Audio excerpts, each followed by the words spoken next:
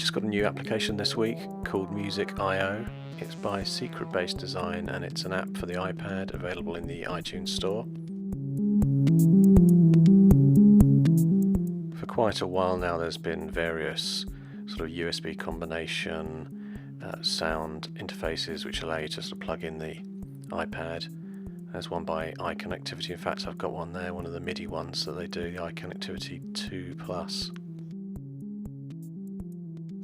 What Music.io lets you do is do away with the various cables and boxes that come with something like the iConnectivity boxes and just simply connect directly via USB into your Mac. And I think they're already testing a PC version as well.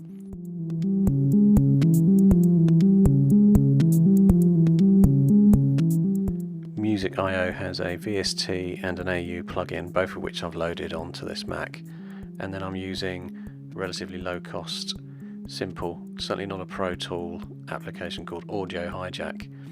I do have Ableton Live on there, but I use Audio Hijack just for simply pairing together things like my chord volcas and other bits and pieces, and then mixing them with sound from my USB card and also any other applications, including this Music.io.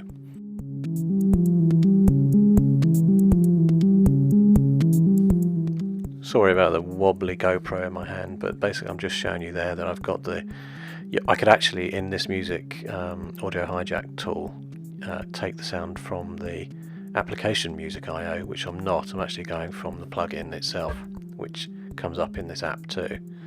And now just switching to Music.io itself, which is just a very small, lean application that shows you the various ports. You can map audio and MIDI connectivity from the iPad to the desktop and sort of vice versa. And one of the interesting things which I've done here, just showing it connected there, the partner app on the iPad comes up with that big bold "I'm connected."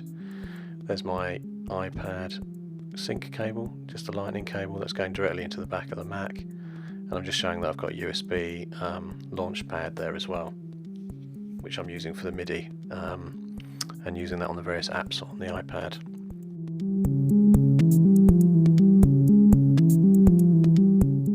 So basically I'm sending the USB launchpad MIDI down into the iPad, and I'm using that Thor app to play around with some sounds.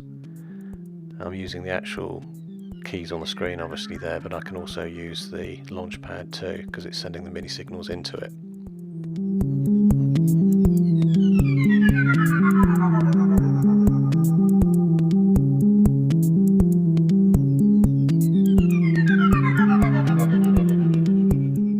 So not exactly very musical, but basically that MIDI signal's going into the Mac and it's going via the Music.io application, linked up to the Music.io application on the iPad, sending those MIDI signals through to the Thor system. And then this is the other interesting thing you can do, you can actually send an FX loop. So the actual signal from Thor is playing back to the Mac, and then an FX loop's going back through as well.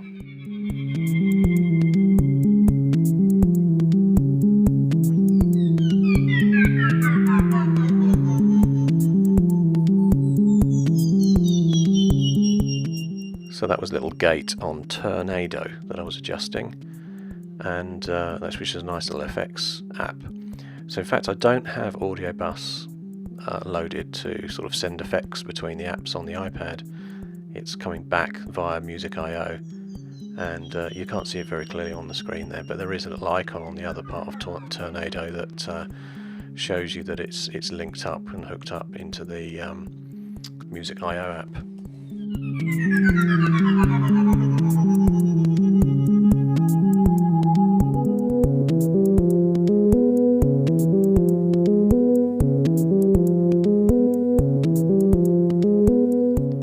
So it's been fun using Music.io. It's been a bit of a journey over the last couple of months, trying various different interfaces and ways to get the sound and MIDI into the iPad, and now it looks like it's nice and simple, straight down the USB lightning cable, and a few little tweaks and configurations, and it's up and running quite quickly.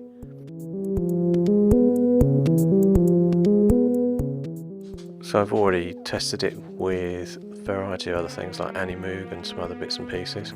One thing that didn't work is the Novation Launchpad. They have an application to go with the Launchpad Mini I've got there, and they've really restricted that application, so you can only really run the Launchpad properly with that app if you've got it connected directly via the camera kit on USB.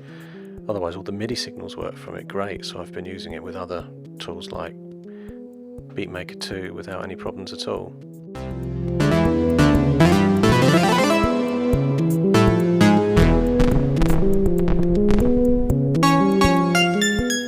I have had it playing in Ableton Live as well, sending the signals and the effects loops and things through.